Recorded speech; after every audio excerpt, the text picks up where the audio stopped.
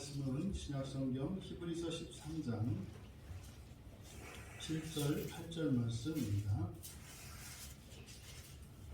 신약성경 368쪽입니다. 우리 같이 한 목소리로 함께 읽겠습니다.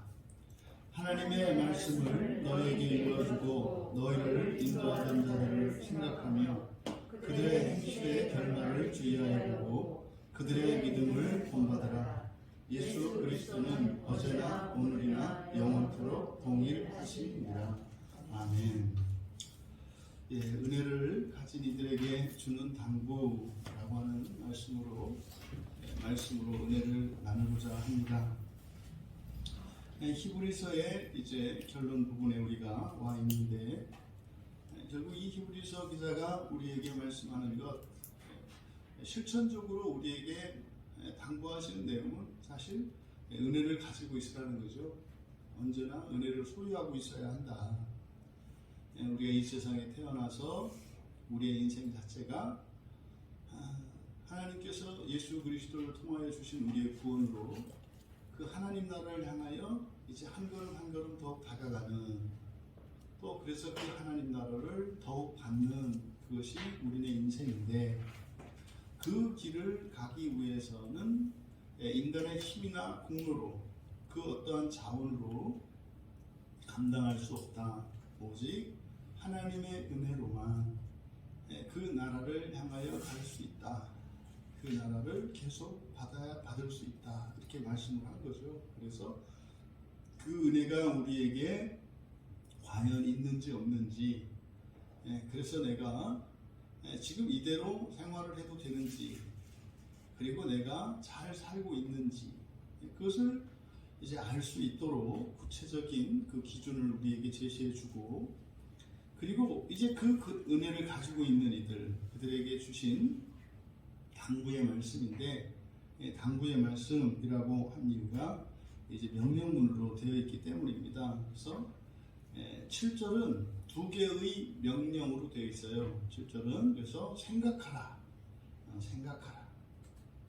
7절의 중반절에 너희를 인도하던 자들을 생각하라 이렇게 되어 있고, 그리고 7절의 끝에 그들의 믿음을 본받으라. 두 개의 명령으로 되어 있습니다. 그리고 실제로 8절의 내용은 7절과 이게 무슨 관계인지 정확한 인과관계가 나타나 있지 않아요. 7절에 두 개의 명령이 있고 8절에 전혀 생뚱맞은 것 같은 예수 그리스도는 어제나 오늘이나 영원토록 동일하시다. 이렇게 두 문장을 우리가 살펴보려고 하는데, 먼저 생각하라. 근데 여기 이제 생각하다라고 번역된 이 단어가 무네모뉴에테, 그래서 명령문인데요. 이 무네모네오. 그래서 이게 기억하다, 마음에 두다, 뭐 이런 뜻이에요. 그러니까 구약에서 자주 나오는 말씀이 있잖아요. 너희들의 마음에 하나님의 말씀을 지켜라. 새겨라, 지켜라. 이것은 이제 기억한다는 말이에요. 기억하다 또는 회상하다. 그래서 마음에 두다. 그러니까 늘 우리가 하나님의 말씀을 기억하고, 구약에서 묵상하다라는 말이 있지 않습니까? 묵상한다라고 하는 말이 그 하나님의 말씀을 되뇌이는 거예요. 되뇌이는 목적이 잊지 않기 위한 겁니다. 우리가 종종 이제 주중에 나눔을 하다 보면 그런 고백들을 많이 하시잖아요. 이거 주중에 계속 설교를 들어야 되겠더라고요. 설교를 안 들으면 금세 그냥 이렇게 방향을 잃어버리고 힘도 잃어버리고, 오히려 뭐 이렇게 설교를 안 들으면 그 시간이 더 남아서 내가 그걸 더 생산적인 일을 하는 게 아니라, 오히려 듣던 설교를 안 들으면 나머지 생활도 무너지더라고요. 뭐 이런 고백을 많이 하지 않습니까? 그래서 결코 우리가 예배를 드리고 성경을 보고 설교를 듣는 일은 하루 24시간에서 이 시간을 뺏는 시간이 아니라 그 나머지 시간을 더욱 가치 있고 유익하게 하고 생산성 있게 하는 시간이죠. 근데 이게 참 이해하기가 어렵다고요. 근데 우리가 많이 한다고 되는 게 아니라는 걸 알고 있거든요. 그러니까 그냥 한 번만 생각해도 그걸 알 수 있어요. 그러니까 오래 많이 한다고 해서 되는 게 아니라 짧게 집중적으로 해도 더 오래 더 많이 하는 것보다 더 효과가 있을 수 있거든요. 그러니까 지금 왜 예배당이 자리가 빕니까? 이게 이제 모르기 때문이고 믿지 않기 때문이죠. 우리가 이렇게 신앙생활을 하고 예배하고 경건생활을 하는 이것이 마치 우리가 해야 되는 많은 일들이 있는데 그것을 희생하고 이것을 대신하는 것 같은 말도 안 되는 착각을 하고 있다 이 말이에요. 여러분이 하루 24시간 다 이렇게 쉬지 않고 생산적이고 의미 있고 가치 있는 일만 하냐고요. 하지 않아도 되는 쓸데없는 그 생각들과 그 일들로 허비하고 뭐 쉬는 것도 아니고 노는 것도 아니고 그런 시간이 얼마나 많아요. 그래서 우리가 하나님 말씀을 듣는 일은요, 그런 쓸데없이 허비되고 있는 인생의 시간들을 알차게 쓰기 위한 거지, 의미 있고 가치 있는 일을 하는 시간을 줄여서 하는 게 아니다. 이걸 우리가 기억해야 돼요. 그럼 여기서 기억하라 그랬어요. 그러니까 여기서 이 기억하라는 것은 바로 늘 우리의 마음속에 품고 있어야 하는 거죠. 늘 품고 있어야 하는 겁니다. 그게 뭐냐? 여기서 너희를 첫 번째로 기억해야 되는 구체적인 내용은 인도하던 자들을, 근데 지금 우리말 성경은 인도하던 자들 이렇게 되어 있습니다만 인도하던 자들이 아니라 뭐 인도하던 자들이니까 뭐 과거에 여러분 기억 속에 있는 누구입니까? 그게 아니고요. 지금 이제 인도하는 자, 여러분으로 말하면 저예요, 저. 여러분의 목사. 지금 현재 여러분을 인도하고 있는 교회 안에서는 그 교회의 현재 목사를 가리키는 말이죠. 그래서 너희들을 인도하고 있는 자들이에요. 인도하고 있는 자들. 그러니까 이제 여러분들이 저를 봐야 되는데 여기서 인도하다라고 하는 이 헤게오마이, 이게 이제 헤게모니라는 말이 여기서 나온 거거든요. 헤게모니라는 게 뭡니까? 주도권, 패권 이런 거거든요. 그래서 여기서 인도한다는 것은 단지 길잡이를 의미하는 게 아니라 여기에 헤게오마이라는 말을 썼기 때문에 이 헤게오마이라고 하는 말이 가지고 있는 의미는 두 가지 의미가 있어요. 인도하는 것과 인도하는 것, 그리고 인도하되 주권과 책임이 있는 것을 또한 의미해요. 그러니까 여러분을 인도하고 있는 목회자들은요, 주권이 있고 책임이 있어요. 그리고 그 주권을 가지고 또 여러분들에 대해서 책임을 지면서 앞서서 인도하는 역할을 해요. 이게 인도하는 자. 그러니까 이 인도하는 자들에 대한 교훈을 주신 것은 바로 뭡니까? 오해를 막기 위한 거죠. 우리가 은혜를 가지고 있어야 해요. 은혜를 가지고 있어야 해요. 근데 이것이 개인적인 것으로, 개인적으로 은혜를 가지고 있어야 됩니다만 이것은 공동체 안에서 개인적으로 가져야 되는 거예요.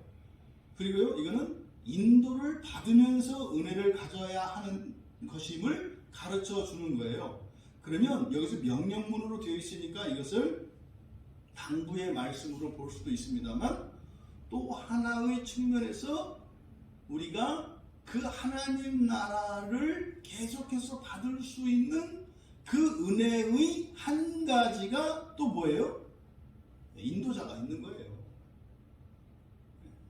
내가 나를 인도하는 자가 있다면 그것이 또한 하나님 나라를 지속적으로 받고 있는 은혜의 증거라는 거죠.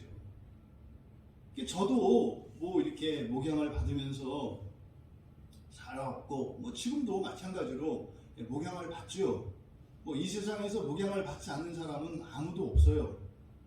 근데 이제 목사가 되면 목양 받는 일이 훨씬 어렵기도 하지만 훨씬 더 좋기도 해요. 왜냐하면 목사들은 성경을 통해서 목양을 받거든요. 성경 말씀을 통해서 인도를 받거든요.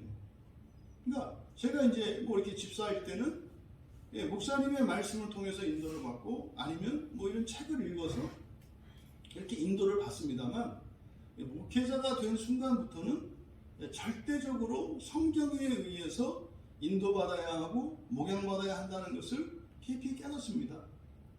그래서 그 말씀을 가지고 기도할 때 성령이 정말 나의 목자가 되어주셔서 나를 인도하시죠.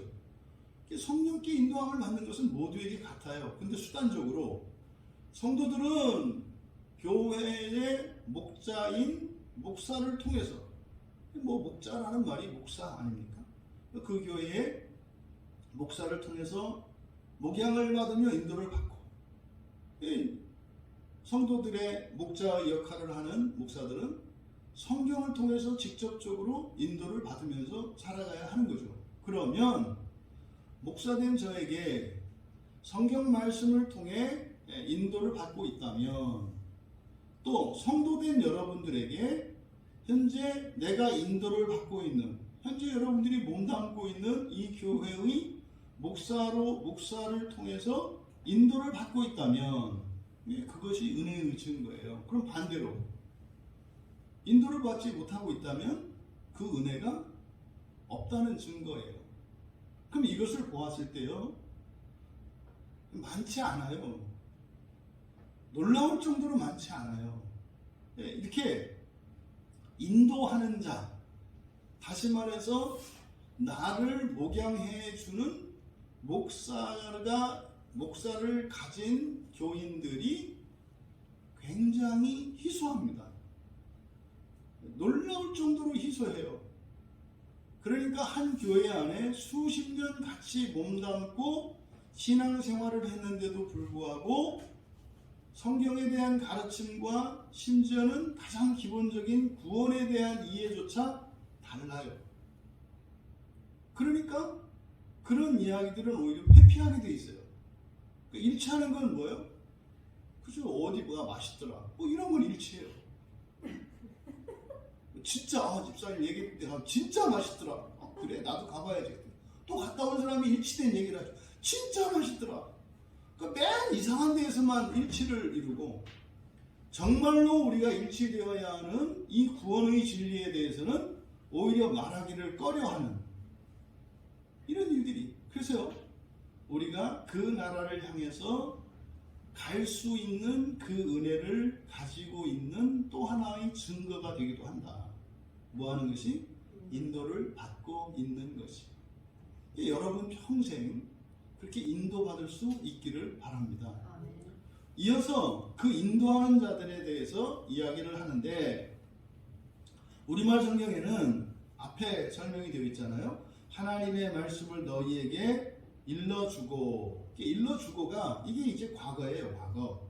일러주었던, 그러니까 그들은 하나님의 말씀을 너희에게 일러주었다. 그러니까 하나님의 말씀을 너희들에게 일러주었던 인도하는 자들이에요. 그러니까 말씀을 먼저 하고, 말씀을 먼저 전해주고, 그리고 그 말씀을 따라서 인도하는 거죠. 그러니까 인도하면서 말하는 게 아니라 말씀이 먼저다 이 말이에요. 그래서 우리가 가야 할 바가 어디고, 지금 우리가 가려고 하는 길이 어떤 길이며, 우리가 가는 길에 어떤 일이 있을 것인지를 말해주고, 그리고 그 길로 인도하고 있는 거예요. 여러분, 다른 종교에서는요, 말한 것을 따라갈 수가 없어요. 왜냐하면 궁극적인 목표를 모르거든요. 끝을 몰라요. 끝을 모르기 때문에 뭐다라고는 할 수 없어요. 그러니까 이 기독교 안에서도 타 종교인들이 행하는 그런 구도의 방식으로 신앙생활하고 있는 이들을 보게 될 때 참 답답한 거죠. 성경을 보고 성경 말씀을 따라감에 있어서 각자 마음대로 해석을 해서 갈 수 있다는 생각을 해요. 그거 말도 안 되는 얘기죠. 길은 한 길이라는 거에 대해서 모두 다 동의하잖아요. 말은 한 길이라고 그러고 왜 다 다른 길이냐 이 말이에요. 끝도 다르고. 그러니까 인도하고 있는 자들은 어떤 사람들이에요? 먼저 하나님의 말씀을 말로 전해준 사람이에요. 하나님의 말씀을 말로 한 사람이 인도자가 되는 거예요.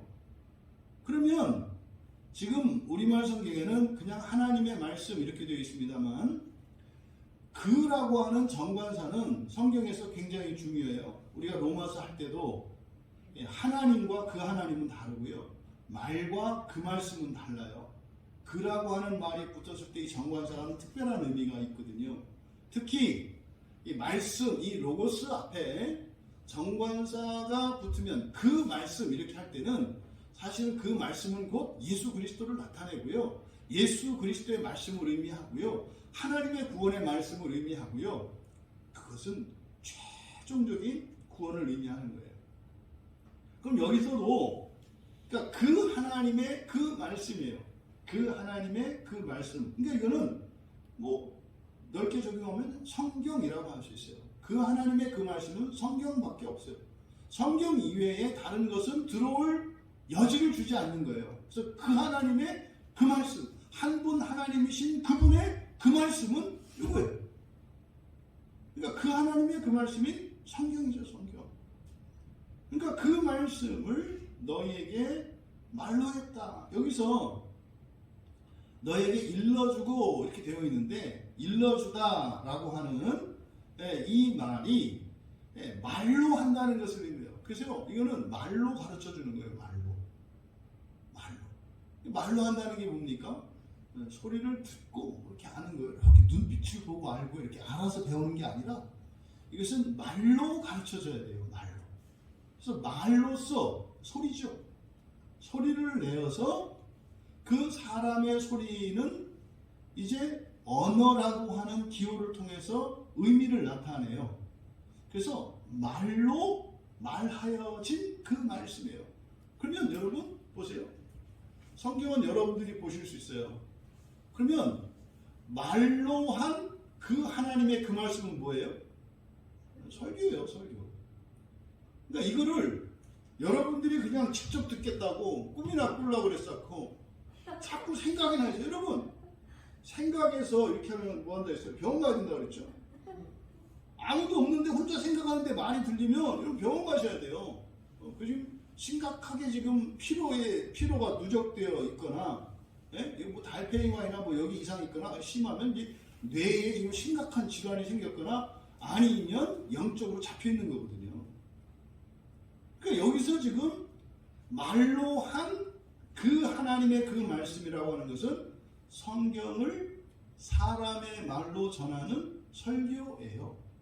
그러니까 여기서 말하는 인도하는 자들은 곧 설교자라고 할 수 있겠죠. 근데 이 설교자는 무엇을 말해야 된다고요? 성경을 말해야 한다는 말이에요. 그러니까 그냥 우리가 쉽게 이해하자면 7절에 생각하라고 하는 이 말은 성경을 설교한 성경을 설교하는 그 인도자를 생각해라 이렇게 되는 거죠. 근데 여기서 아까 말씀드렸던 것처럼 이 헤게오마이라는 말을 쓴 것은 책임이 그들에게 있다는 거예요. 그리고 그들에게 주권이 있다는 거예요. 그러니까 여러분들은요 따라가야 하고요. 그리고 인도하는 자가 좀 부족하고 좀 뭐 실수가 있어요. 그것에 대한 책임은 본인이 지는 거예요. 인도하는 자가. 그 얘기는 무슨 말이냐면 인도받는 여러분들은 그가 참으로 성경을 설교하는 사람이라면 그 사람이 가지고 있는 부족함으로 인해서 여러분들에게 해가 되는 일은 없다는 뜻이에요. 없다는 뜻이에요. 사실은 여기에 이제 구원의 신비가 있죠. 이게 지금 7절의 말씀입니다.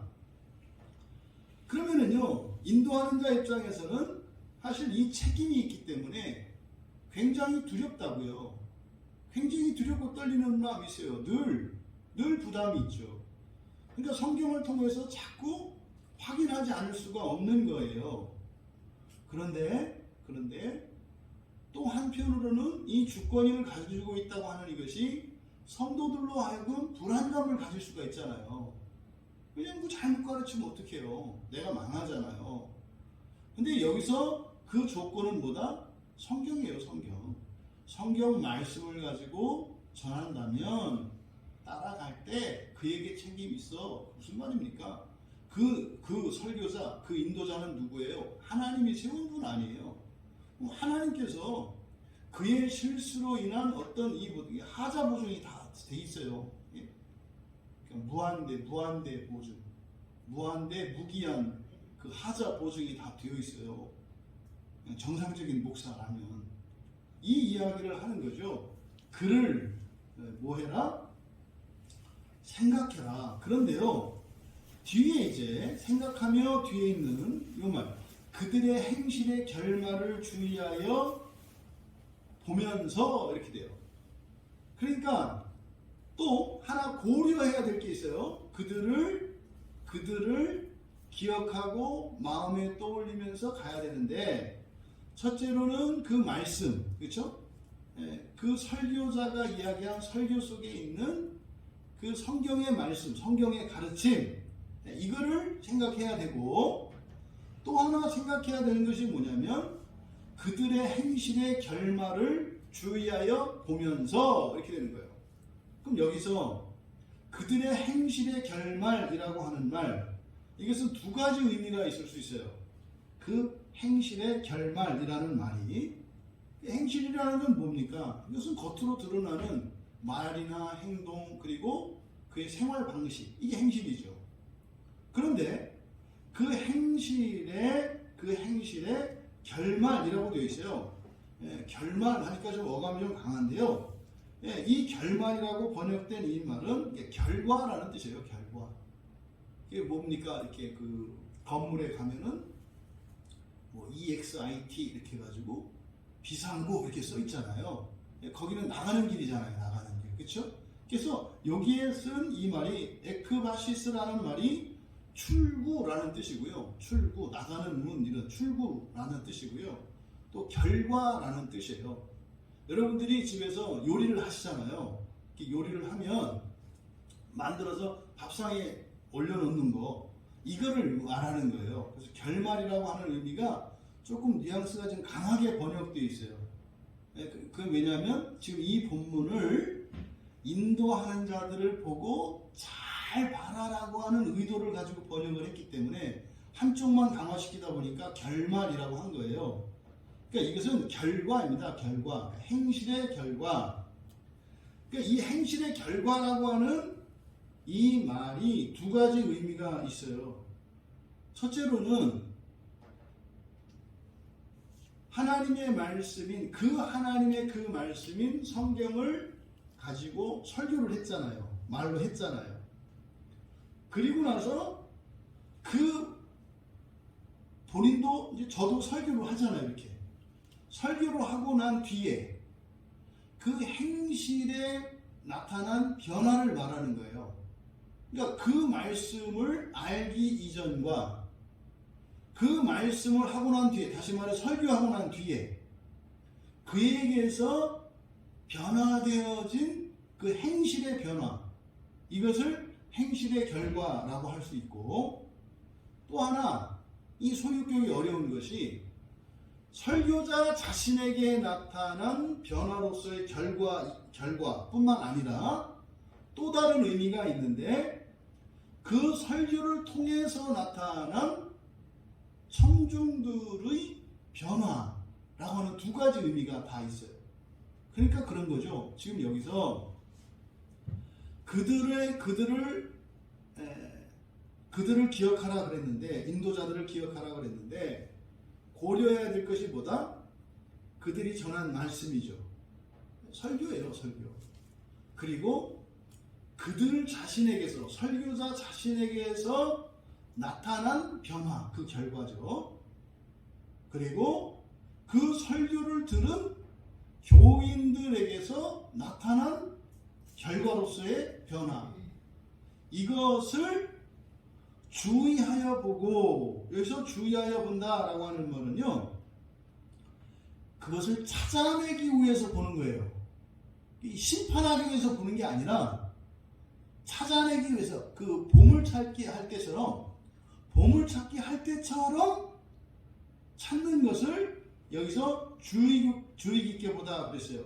이 떼오레오라고 하는 말이 주의 깊게 보는 거예요. 떼오레오라고 하는 말이 무언가를 이렇게 자세히 보는 거. 이게 떼오레오거든요. 근데 거기에다가 아나라는 말을 붙였어요. 아나 떼오레오. 그러니까요, 그냥 자세히 보는 정도가 아니라 분명히 있는 그것을 딱 보물찾기예요.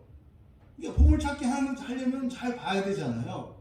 그런데 없는 걸 찾는 게 아니라 있는 걸 찾는 거잖아요.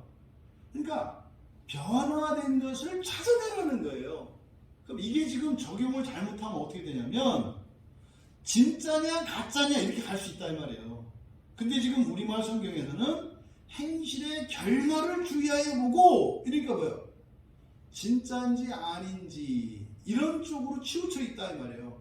여기서 말씀하는 의도는 그게 아니라 여러분들이 교회 안에서 설교자인 저뿐만 아니라 지체들 안에서 일어나는 어떤 변화들이 있는데 그 변화들을 보면서 라는 뜻이다 이 말이에요. 근데 그 변화라는 것이 어떤 경우에는 눈에 띌 정도로 확 드러나지만 아주 주의 깊게 보지 않으면 발견할 수 없는 세밀한 변화들이기 때문에 주의 깊게 보라고 이야기한 거예요. 여러분, 하나님의 성경의 말씀, 성경에 기록된 하나님의 말씀인지 이것을 여러분들이 잘 판단하시면서, 그리고 반드시 하나님의 말씀이 설교가 되면 설교자에게도 변화가 일어나고요, 설교를 듣는 청중에게도 변화가 일어난다 이 말이에요. 근데 그것을 찾아내면서 인도하는, 지금 인도하고 있는 자들을 생각해라, 기억하라, 이렇게 말씀하고 있는 거예요. 그럼 7절을 사역을 해보면 이렇게 됩니다. 너희들은 그 하나님의 그 말씀을 너희에게 말로 했으며, 설교한 걸 말하는 거예요. 너희를 인도하고 있는 자들을 그들의 행실의 결과를 주의하여 보면서 기억하라 또는 마음에 두라, 뭐 이렇게 하면 될 것 같아요. 근데 여러분들이 하나님 나라를 향해서 갈 때 그 하나님 나라를 향해서 가는데 필요한 그 은혜의 근거가 뭐라는 겁니까? 하나님의 말씀인 성경이라는 거예요. 그 성경. 근데 그 성경은 어떤 결과를 만들어내요? 행실의 변화를 만들어낸다는 거예요. 근데 그 행실의 변화라고 하는 것은 사실은 이미 그 행실의 변화가 일어난 사람은 은혜를 받은 거잖아요. 그런데 기억해야 하는 당신은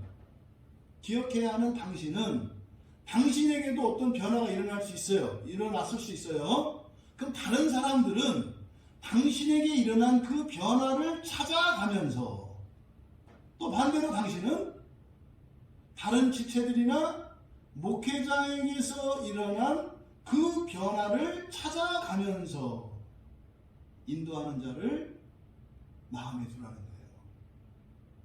이것이 우리가 하나님 나라를 향해서 살아가는 성도들의 목양 생활이라고 할 수 있겠죠. 이게 천국을, 하나님 나라를 향해서 살아가는 성도들의 일상인 거예요. 나에게 일어난 변화를 통해서 다른 지체들이 은혜를 받고요, 또 나 또한 다른 이들에게서 일어난 그 변화를 찾아내면서 은혜를 받아요. 근데 그 은혜의 수단은 뭐예요? 성경이다 이 말이에요. 성경이다. 그렇게 하면서 인도자에게 목양을 받으면서 따라가라고 하는 거죠. 그리고 나서 그 믿음을, 그들의 믿음 이렇게 되어 있습니다만 원문은 그냥 그 믿음이에요. 그 믿음을 본받으라. 그 믿음을 본받으라 그랬어요. 이 본받으라라고 하는 이 말은 미메오마이, 그래서 모방한다, 따른다 이런 뜻이에요. 그러니까 흉내내는 겁니다. 그리고 따라가는 겁니다. 이 본받은 자라고 하는 말이. 그러면 본받아야 될 것이 뭐예요? 그 믿음이란 말이에요. 그 믿음을 본받아라. 그 믿음을 본받아라. 그러면 그 믿음은요, 인도자들이 말씀을 전할 뿐만 아니라 또 그 말씀을 가지고 자기 자신도 변화시켜가게 하는 그 믿음의 내용이죠. 또 그들로 하여금 그렇게 변화되게 하는 그것이에요. 또 그 설교를 듣고, 성경에 대한 그 설교를 듣고, 그 하나님의 말씀에 대한 가르침을 듣고 변화되는 사람들 있잖아요. 이렇게 변화되는 거 있잖아요. 그러면 그들이 이때 말하는 그 믿음이라고 하는 것은 그 믿음의 내용이죠. 우리가 변화될 때는요, 이유가 있어요. 목적이 있고요. 여러분, 우리에게 더 큰 가치가 우리에게 주어지지 않으면 변하지 않습니다.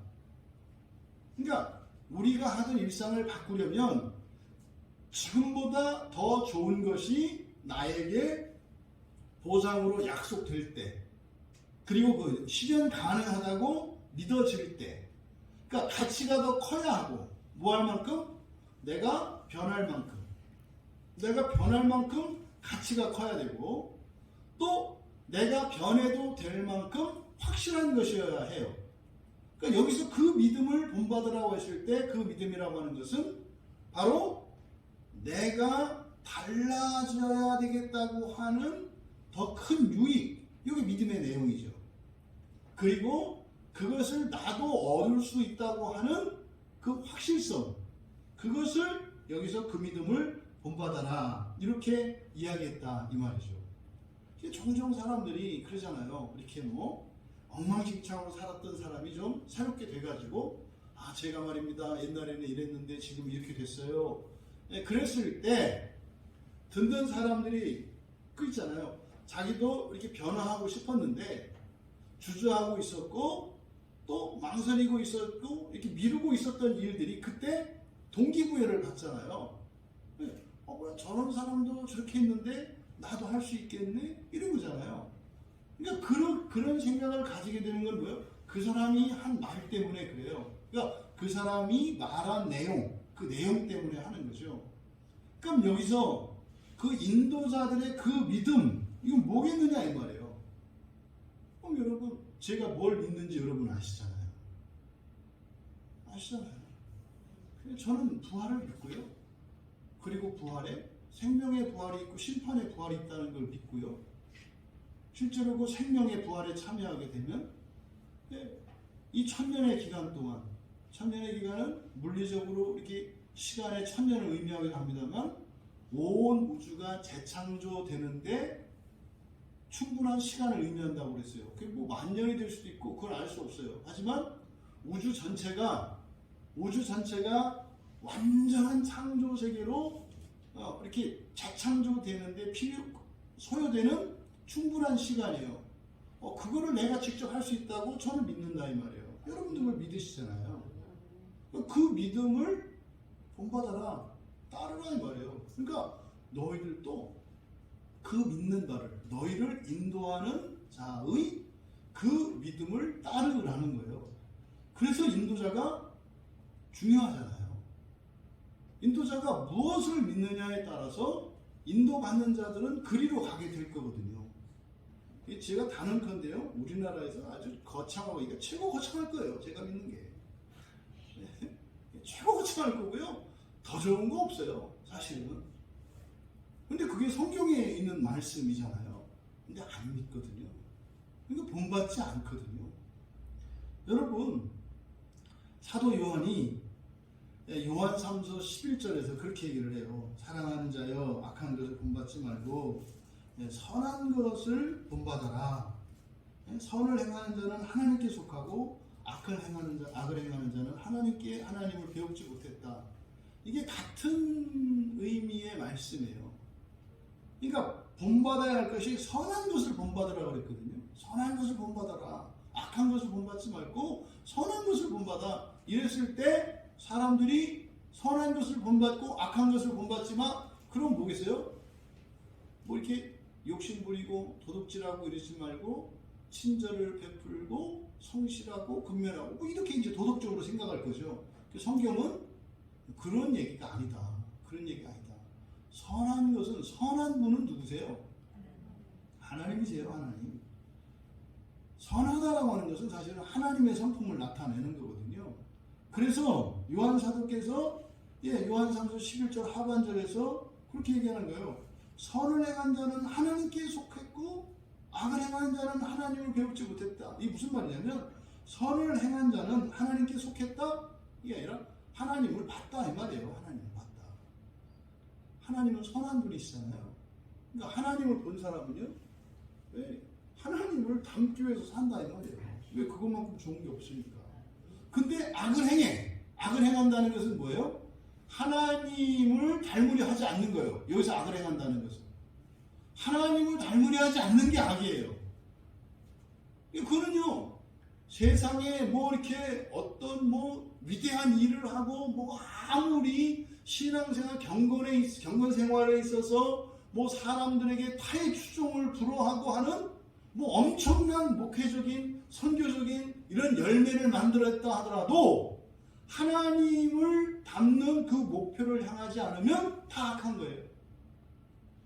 그런 악을 행하는 자들 왜 그러느냐? 하나님을 보지 못했다 그래요. 하나님을 보지 못했기 때문에. 그러니까 무슨 말입니까? 사람들은 자기가 생각하기에 좋다고 생각하는 것을 하게 되어 있다 이 말이에요. 어떤 사람은 그냥 열심히 사는 게 좋은 거라고 생각을 해요. 그래서 열심히 살아요. 또 어떤 사람은요, 정직하게 사는 게 좋은 거라고 생각을 해요. 그래서요, 그 맨날 속고 이용당하면서도 그래서도 계속 정직하게 사는 거예요. 왜? 그게 좋다고 생각을 하니까. 제가 깜짝 놀랐네요. 뭐 무슨 뭐 종편인지 뭔지 모르겠습니다. 어떤 프로그램에서 지금 설악산에 그 지게꾼이 한 분 계시대요. 다 사라지고 지금 한 분 남아 계시대요. 그러니까 뭐 옛날에는 뭐 수십 명이 계셔가지고 왜냐면 예전에는 산을 마음대로 막 오르내리고 이랬잖아요. 지금은 그렇게 되지 않지 않습니까? 그래서 산 중간중간 이렇게 산장들이 있었단 말이에요. 그래서 등산 즐기는 사람들이 그 산장에 가서 며칠 묵기도 하고 또 뭐 이렇게. 근데 지금은 이제 그런 산장들이 이제 뭐 산불이라든지 뭐 이런 것 때문에 많이 이제 없어지고 그래서 짐을 지어 날라야 할 필요가 별로 없어진 거예요. 그래서 이제 그거에서 생계가 어려우니까 그 지객분들이 다 사라지셨대요. 근데 이제 한 분 계시다고 하더라고요. 근데 그 한 분이 어떤 프로그램에 나온 거예요. 근데 그분이 보니까 아내가 지적장애인이에요. 아들이 하나 있는데 얘도 지적장애인이에요. 그래가지고 아내가 위험해지니까 그래서 지금은 시설에 가 있어요. 시설에 가 있고 이 아내분은 아마 이제 하반신이 약해서 혼자서는 이제 거동을 못한대요.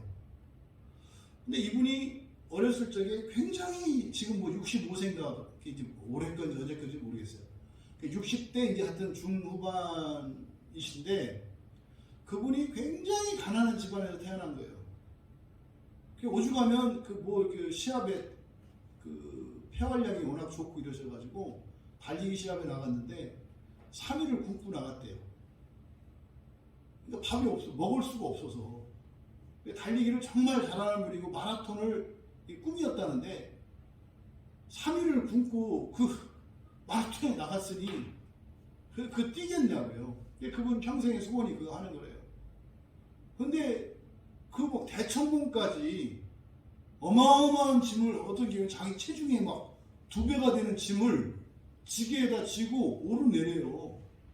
와, 어마무시하잖아요. 근데 그분 말씀을 드리려고 하는 이유는 뭐냐면 제가 굉장히 감동을 받은 게 뭐냐면요. 세상적으로 말하면 진짜 찢어지게 가난한 삶을 사셨어요. 그리고 결혼을 했는데요.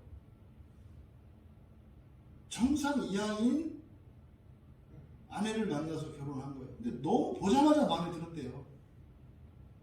근데 처갓집에서 허락을 안 한 이유가 우리 딸이 장애인이기 때문에 데려갔다가 언제 버릴지 모르니까 네가 데려갔다가 뭐 결혼한다고 했다가 버리면은 못 믿겠다. 그래서 안 줬다는 거죠. 그렇게 해서 어쨌든 같이 결혼했는데 처음부터 좋았다고 하시더라고요. 그래서 아내를 이제 결혼해서 아내를 사랑하는데요. 사랑이 저런 거구나를 제가 봤어요. 사랑이 저런 거구나. 그 설악산을 어마무시한 들짐을 지고 오르내리면서요. 아내 생각만 해요. 내가 빨리 가야 되는데 아내한테 무슨 일은 있지 않을까. 아내 생각만 해요. 그래서 뭐 이렇게 전화통화가 나오는데 그 걱정을 하더라고요. 얼른 갈 테니까 조심하고 있어라. 근데요, 너무 행복해요. 너무 행복해요. 그분은 알겠어요, 행복한지. 그리고요, 그냥 사랑이 뚝뚝뚝 떨어져요. 그분이 뭐 배우기를 배웠습니까? 무슨 기술이 있습니까? 재산이 있습니까? 아무것도 없어요. 그리고 이렇게 정신지체가 있는 아내가 자랑거리예요? 여러분들의 남편과 여러분의 가족들은 제가 알기로는 다 그분보다 낫거든요. 그럼 무슨 말이에요? 더 많이 가졌거든요. 재산이며 뭐며 다 많이 가졌어요. 딱 하나 안 가진 거 이제 그 힘이에요. 힘과 건강. 뭐 그거 없는 거 맞아. 근데 여러분들이 뭐 등짐 질 것도 아니고 없어도 상관없잖아요. 근데 그분은요 그렇게 행복해요. 게다가요 1억을 불이웃돕기를 했다는데요. 가난하기로 말하면 그분만큼 가난한 분이 없을 거예요. 어려서부터 조실부모하고 그래서 먹고 살기 위해서 뭐 기술도 없고 배운 것도 없으니까 그 산에 따라다니면서 그 짐 들고 갖다 주면은 뭐 옛날에 뭐 100원짜리 하나 주고 그러지 않았겠어요? 그럼 거기서 음식 주는 거 얻어먹고 옷도 한 번도 사본 적이 없대요. 다 준 거 얻어서 입었대요. 그러면서도 행복하게 사셨더라니까요. 지금까지. 어느 정도로. 다른 사람들을 염려하고 그들을 위해서 친절을 베풀고 그들에게 물질적으로 섬길 수 있을 만큼 그렇게 행복하게 사셨더라니까요.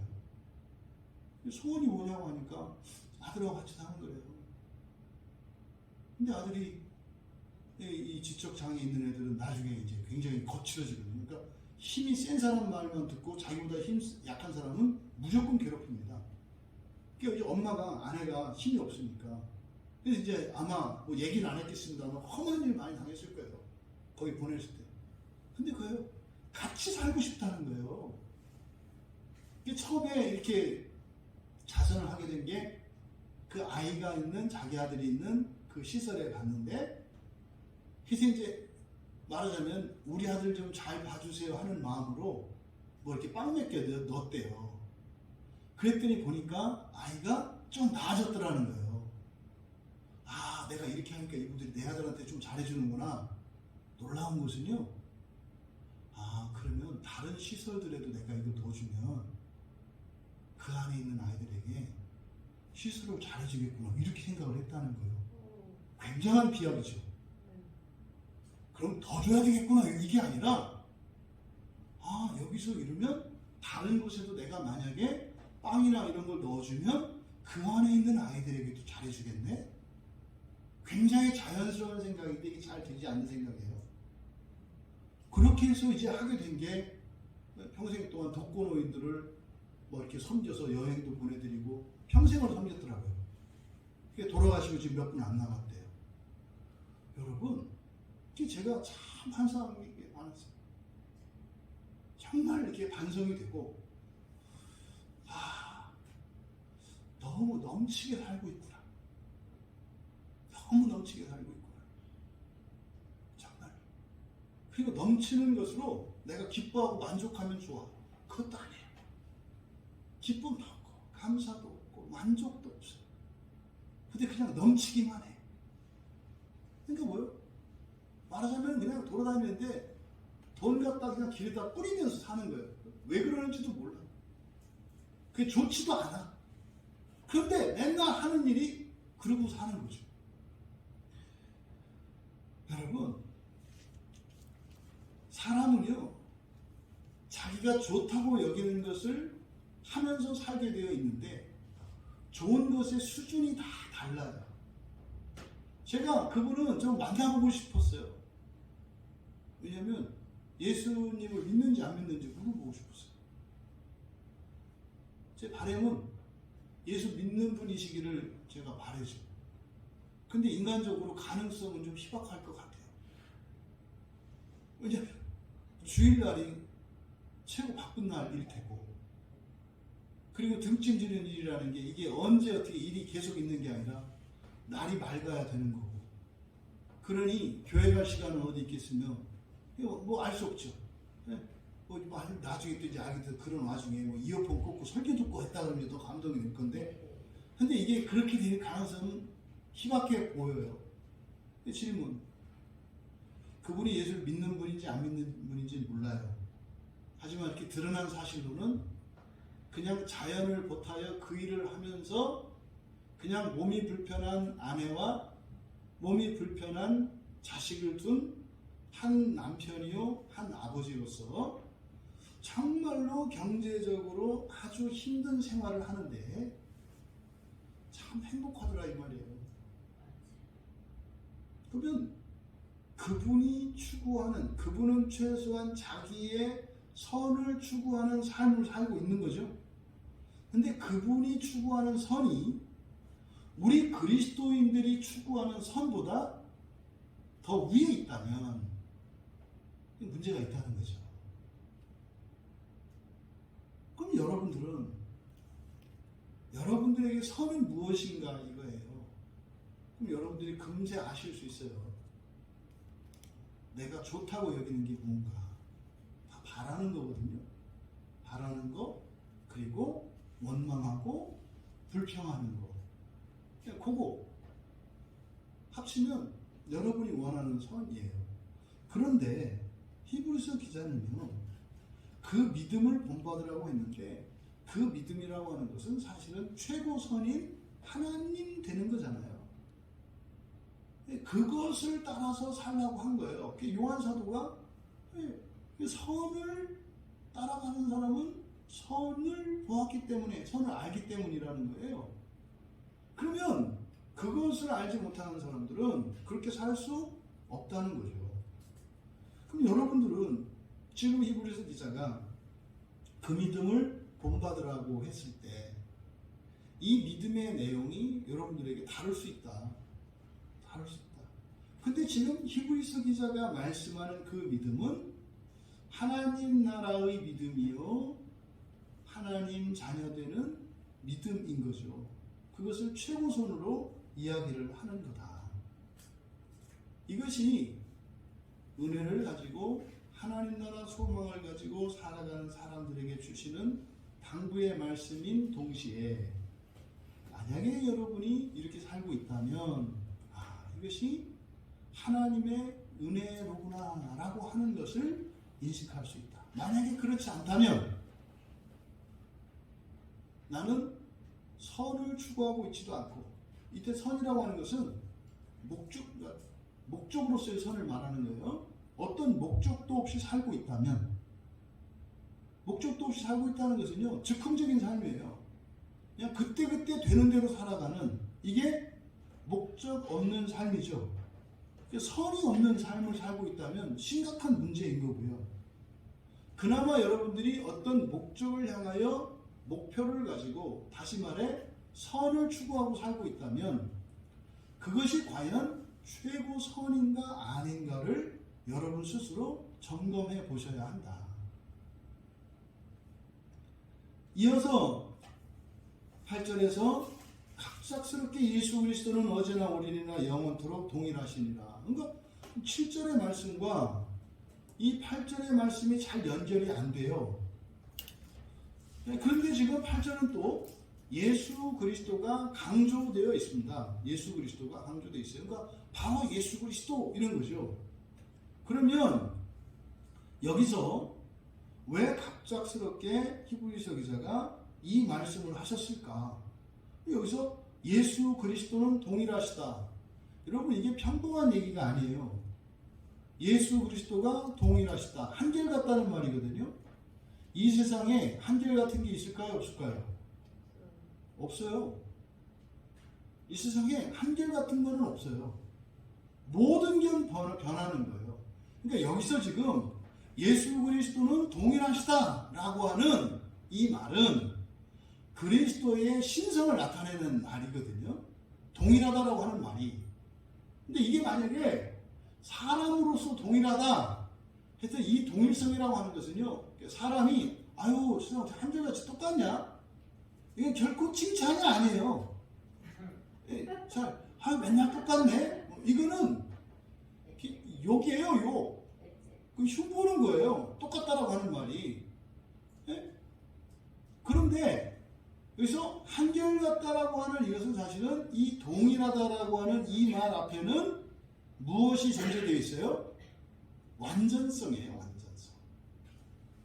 그 완전하심이 전제되어 있기 때문에 동일하다라고 하는 말이 이것은 하나님의 신성을 나타내는 말이다. 그래서 예수 그리스도는 동일하시다라고 하는 이 말은 예수 그리스도는 유일무이한 분이시다.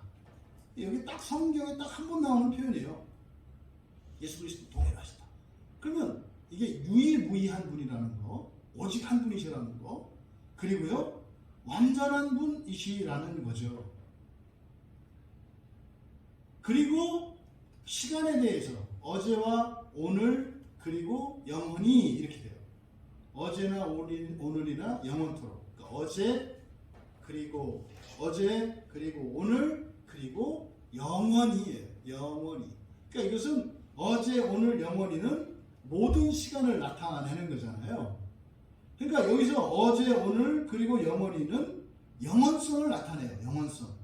그러니까 지금 8절에서 예수 그리스도의 신성을 드러내는데 완전한 분이시며 유일무이하시고 영원하신 분인 것을 말해요. 그러면 바로 앞에 8절의 말씀과 7절을 연결 지어 보면 7절의 당부의 말씀은 인도받는 자들은 인도하는 자들을 생각하고 그들의 믿음을 본받으라 그랬잖아요. 그러면 인도하는 자들이나 인도함을 받는 자들이나 이 사람들은 어떤 사람들이에요? 계속 변하는 사람들이에요.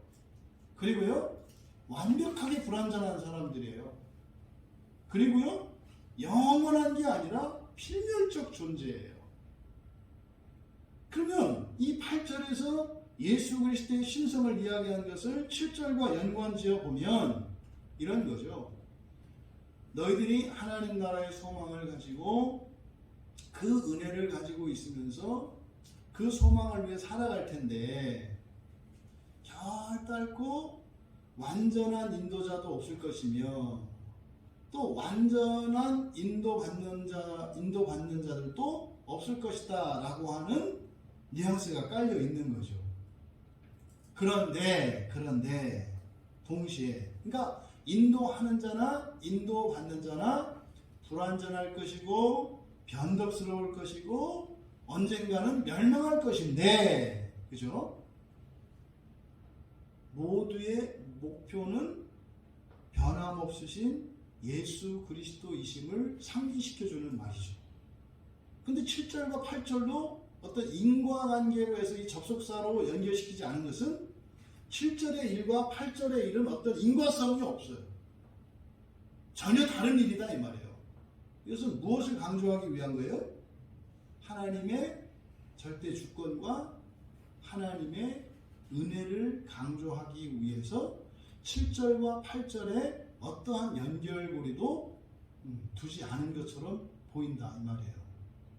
그런 거죠. 우리가 이 세상에 하나님 나라 소망을 가지고 주님의 몸된 교회 안에서 공동체를 이루어서 때로는 인도하는 목회자로, 때로는 인도함을 받는 성도로 살아가겠지만 너희들이 꿈꾸는, 너희들이 가지고 있는 그 소망은 절대로 이루어지지 않을 것 같고, 너희를 인도하는 그 인도자는 참 너희들에게 부족한 자 같을 것 같고, 또 인도자 입장에서는 너를 따르는 그 성도들이 도대체 거기에 절대로 들어가지 못할 것 같은 그런 사람들일지라도 이런 일이 일어난다는 거죠. 그런데 너희들이 추구하는 바, 그것을 이루시는 분이 예수 그리스도이시고, 그분이 모든 것을 완전하게 하실 것이며 영원히 할 것이고, 그리고 주권이 그분께 있다는 거죠.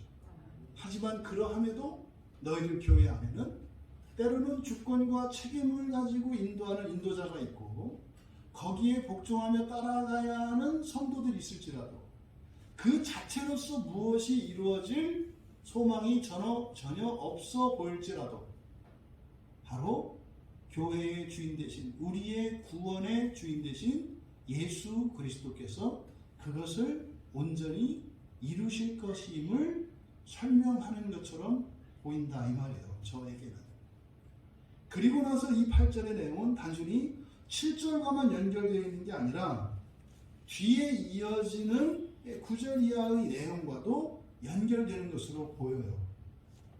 그래서 어떤 인과관계 없이 마치 중간에 그냥 삽입한 것 같이 중간에 끼워 넣었는데, 바로 이 하나님 나라의 소망을 가지고 살아가는 우리들의 불완전한 이런 실존, 그러함에도 완전케 하실 분이 예수 그리스도이시며 그는 하나님이시고 그의 주권으로 모든 것을 온전히 이룰 것이다 라고 하는 이런 가르침을 우리에게 주고 있는 것 같다. 여러분, 우리는 그저 우리의 주제대로 분수껏 그냥 살아가면 될 일입니다. 그 소망을 잃지 않고 주님의 몸된 교회를 이루면서. 그러면 우리의 이런 불완전성, 부족함이 놀랍게 하나님이 구원하시는 이유가 돼요. 요즘 제가 그 얘기를 자주 하는 것 같은데, 제가 문제가 많고 약하면 약할수록 여러분들에게는 득이다. 그렇다고 해서 그거를 못되게 하는, 기도하는 못된 성도가 있어서는 안 된다. 근데 여러분이 득이 된다는 것은 뭐예요? 서로의 연약함으로 인해서 그런 고통과 불편을 감당할 때 그 연약함을 세워가시는 거잖아요. 그렇죠? 그래서 그것 때문에 또 그 누군가의 연약함을 세워가기 위해서 다른 이들에게 손해가 되거나 희생이 되는 일은 없다. 그것으로 인해서 오히려 더 그것을 능가하는 보상을 해주신다는 거죠. 이게 교회의 신비예요. 근데 교회에서 뭐 각자 도생 뭐 이런 식으로 가고, 그리고 선을 그어가지고 이 정도는 뭐 이런 식으로 이제 교회들이 되어진다면 그 성경에서 말하는 교회가 아닌 거죠. 응? 그러면 그 짧은 내 새끼발가락은 어떠냐고. 유난히 짧은 이 내 새끼발가락을 좀 잘라내야 되냐 이 말이에요. 아니잖아요. 그러함에도 불구하고 하나님은 전인적으로 나의 구원을 이루시는 것처럼 하나님은 이 교회 안에 속한 모든 교인들을 몸의 지체와 같이 여기시며 병들고 상처 있고 연약한 그 부분을 건강하고 아름답고 온전하게 회복시키시며 교회를 하나의 몸으로서 구원해 가신다고 하는 이 구원의 자명한 이치를 우리가 깨달아야 한다. 하지만 우리들이 살아왔던 신앙생활의 경험을 되돌아보면 그러지 않았어요. 나 하나의 구원만을 위해서. 그러니까요, 사람 몸으로 치자면 오늘은 엄지손가락이 떨어져 나가고, 내일은 새끼손가락이 떨어져 나가고, 모레는 손목이 떨어져 나가고, 내일 모레는 또 오른쪽 그 무릎 아래가 잘려 나가지고, 다 똑같은 소리를 내. 구원해 주시옵소서, 구원해 주시옵소서. 그래서 온몸의 지체들이 다 떨어져가지고 막 바짝바짝 뛰면서 막 구원해 주시옵소서. 매우 잘못된 방식인 거죠. 여러분, 성경은 우리에게 영원성과 불변성을 그리고 완전성을 이야기를 해요. 이게 구원입니다. 은혜를 가지신 여러분, 우리가 구원을 이루어가며 하나님 나라의 소망을 따라 살아가는 일은 인도하며 인도받으며 불완전한 자들로 인도하게 하시고 불완전한 자들로 인도받게 하셔서 사람의 눈으로 보았을 때는 도저히 이루어질 수 없는 결과를 예정해 놓으시고 주님께서 그것을 이루어 가시는 분이시고 그 하나님 나라의 소망이 그렇게 이루어진다는 것을 우리에게 교훈하고 있습니다. 여러분, 현재 우리가 경험하고 있는 현재의 상태의 이런 결핍이나 이런 불완전함, 이런 부패, 오염, 이런 것들은 하나님의 은혜가 임하게 될 약속의 자리인 것을 기억하시기 바랍니다. 중요한 것은 무엇이에요? 성경으로 인도하고 인도함을 받을 때 반드시 일어난 그 변화들을 서로 발견해 내면서 그것에 소망을 두고 변화되지 않은 그것들이 아니라 변화된 작은 그곳에서 하나님의 말씀을 통해서 역사하시는 그 하나님 나라의 소망을 발견하는 살아가실 수 있는 우리 모두 되시기를 주님의 이름으로 축원합니다. 우리 말씀을 가지고 은혜를 구하며 기도할 때 하나님 나라 소망을 우리가 자주 이야기하고 그 첫째 부활에 대한 그 소망과 믿음을 우리가 자꾸 우리 안에 가지고 있는데 실제 그 하나님 나라의 소망과 그 첫째 부활의 이 소망을 가지고 살아가는 우리의 실존 속에서는 그것과는 완전히 동떨어진 것 같은 그런 우리의 삶을 살아가게 될 것인데 반드시 그 안에서 변화가 일어나고 있다고 하는 사실, 하나님 나 자신에게서 그리고 함께하는 우리 지체들에게서 하나님의 말씀으로 역사하시는 하나님의 일하신 그 변화를 보게 하여 주시옵소서. 아직 변화되지 않은 큰 덩어리가 아니라 변화된 그 작은 덩어리를 발견하고 그것에 소망을 두며 살게 하옵소서. 그래서 너무나 작은 것 같은, 어쩌면 겨자씨보다 작은 것처럼 보이는 저게 변화야? 그래서 변화로 인정하기도 어려울 것 같은 거기에 담겨있는 완성된 하나님 나라의 소망을 보게 하시고 그 주권이 그리스도 예수께 있음을 잊지 않고 살게 하옵소서. 우리 같이 말씀을 생각하며 잠시 기도하는 시간을 갖습니다.